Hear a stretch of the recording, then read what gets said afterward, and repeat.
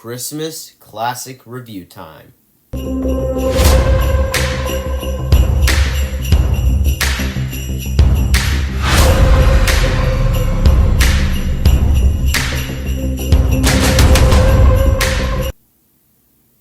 Welcome back to the channel, everyone. Thank you all so much for coming back to this, and make sure to hit that like button and subscribe to the channel if you have not already. I am nearly at 400 subscribers, so that is a huge achievement. And today I am reviewing the Polar Express, and as usual we'll start by talking about the good things, and then we'll move on to the bad things. So I think that this is a movie that has a really good pace to it. I think it's a movie that very clearly they had a really good idea of what they wanted to do. I think it's a movie that it's a hard one if you wanted to remake it. It's one that would be really hard to without doing like a copy and paste, because it has such a distinct story that it's hard to like come up with different ideas without making you just copy and paste it.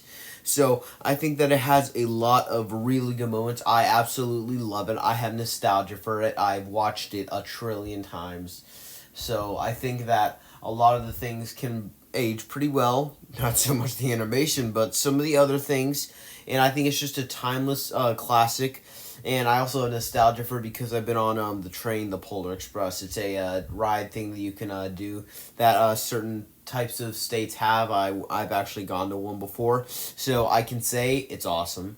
And I think that they have a great voice cast, even if like half of the voice cast is Tom Hanks, which I have no idea how. Tom Hanks is everywhere in this movie. He plays like I think 5 characters. He plays Santa in this. He plays the kid, the main character's kid, the adult version of the main character's kid. He plays the dad of the main character. He plays the conductor. He plays the hobo that we see several times. It's hilarious. And I don't know if this is supposed to be another character, but the person that skis with him on the train, Tom Hanks plays him too. I have no idea if that's supposed to be the hobo or whatever, and somebody can correct me down below. And so I do really enjoy this movie. And as far as the negatives, now except for this one thing that I'm going to mention, I'll start big and I'll go small. This is a 4.5 out of 5 for me. So just know, these are small nitpicks, other than my top one, which is a glaring issue. My biggest problem is by far the animation. The animation is terrible. The animation in the year 2023 ages pretty poorly. I believe it looked pretty bad even when it came out. So it just keeps aging worse and worse every year. It just keeps slowly going down every time. I have no idea why they used it. It also it also looks extremely dated, but it just makes it look creepy. Like, so many of the characters look creepy. And other than that, there's also this kid that is also extremely annoying. I can't stand that kid. He is such a know-it-all. They even call him a know-it-all several times. I think I like the character arc. They give him a good character arc through the film, in which he starts off as like this big know-it-all that's just so annoying, and by the end of it, he actually is a lot nicer because of like what Santa said to him and what his ticket said. So I think that I love his character arc. I think it's a great character arc, and there's just a lot of good things about this movie. There's also like some times where there's not some attention to detail, like if there's like there's also things like one thing in particular when they're like on the ice and it's breaking, and if you take a look at how much the train is just bashing into things and just like completely going around, wouldn't the kids in the cart notice that, or would they like try and notice something? And also if you take a look, like when the Polar Express is basically drowning because of the water and the ice is getting everywhere, wouldn't the kids have also noticed that? And wouldn't they also have noticed when the train just keeps going uphill and uphill and then just has a dramatic just fall downhill? They should have noticed that. And also another thing, if a train goes on that steep of a fall, wouldn't it fall off? Because it's a train, it's huge. I have no idea. I believe there's something that trains can do to keep it from falling, but still, it's a bit less attention to detail. Speaking of that, something I really noticed upon this recent rewatch. I was so sorry I have to have a YouTube channel where I cover movies because, Film Kid, you say this a lot. You say this too. When you become a movie YouTuber, you look at movies through a different lens, and you just notice a lot more flaws. It's a curse that we have. But another thing I noticed is that if you notice, there's only 5 carts apparently. 4 of them are just the regular carts, and then there's the caboose on the train. So when they're on the ski thing, I'm not as problematic at first. They go across one, and then they go across another, and then another, and then another. Then they're on their 4th. And then the camera cuts away to a different shot of them, and then it shows the train with another 4 ones to go. But since there are 5 ones, they should have already been heading to where the coal was. Instead, it now shows that they have 4 more carts to go. So either they immediately blew back with the wind very fast and it didn't show us that, which I highly doubt, or they didn't want to put in so many carts because there aren't too many people, so it would look overwhelming. So they had to do some cheating, which I noticed that because I was a bit suspicious because I was remembering that the thing was pretty long, so I was like, wait a minute. And then I noticed that. So that's something I also did notice. As well as the fact that the little girl, this is not really a complaint, it's just a question. Because I believe that the Polar Express is for people that don't believe in the Christmas stuff and the Christmas spirit.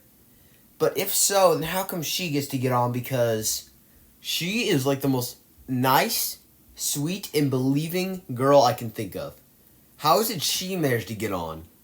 It is so odd to me. But other than that, those are just nitpicks, except for the animation. That is a real problem. That animation, I have no idea why they decided to do that. I mean, I get they wanted to go animated, but they also wanted it to look partially real.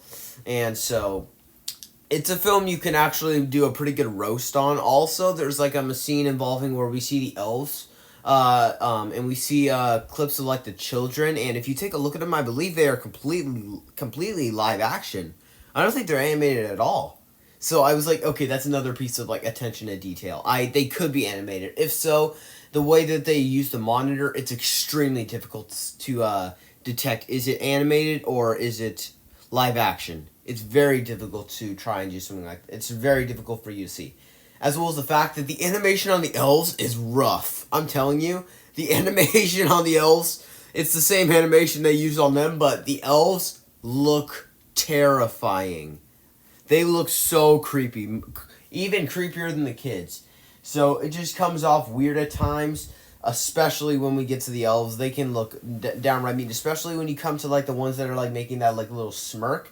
It's like, okay, this is getting just mean. This is just looking, ugh. Like, tone it down a bit. I mean, I would still say this is like a 4.5 out of 5. So those are just like little nitpicks. I just thought I just needed to address them because, sorry about that. So I just thought that I should bring them up because, I mean, I do a YouTube channel where I talk about movies, so I need to bring up these like facts. So I get it. They're like little nitpicks. They're not things that I would like overly say that ruins the movie. So I mean, there's still a lot of fun here, and I cannot believe I didn't notice that Tom Hanks. I didn't know who Tom Hanks was. I believe I like caught on to the fact that he sounded kind of like Woody from Toy Story because he is Woody from Toy Story. I was like, wait, that guy.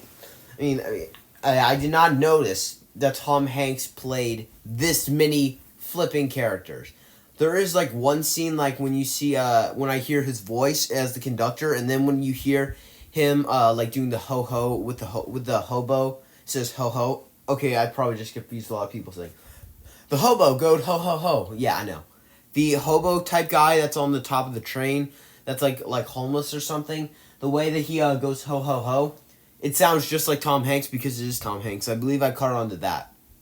And it seems like Tom Hanks is really good at just the way that he can use his voice, but it seems like every time he like tries to like yell, it seems like every single time it's like, okay, the voice is gone, you're just hearing Tom Hanks. Like, for example, the way that he uses his throat is partially good. The way that he can cover it up, it's barely noticeable. You can tell if you're really good at attention to detail like I am that it is Tom Hanks.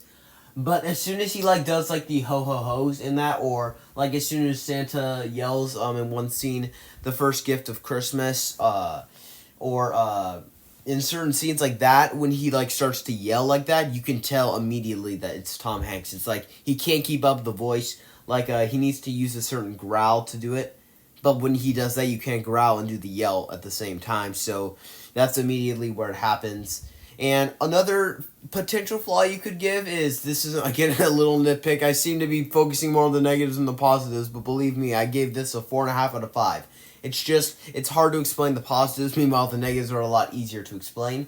I would say that potentially, if you take a look at how fast that train falls in like the where it's going down that rail super fast, I would say if you take a look at that, it is really odd that 3 humans can stay on like that. Especially since they had nothing supporting them. Especially Tom Hanks' character, he had to be holding on to both of the kids, like pressing up against them, I'm guessing, just to keep them from falling. So I would highly doubt that they would be able to survive that. It's a extremely odd thing that would happen. But other than that, guys, I love this movie. It's a 4.5 out of 5, as I've stated many times. I think it's great. Believe me, I may say the flaws can be pretty noticeable.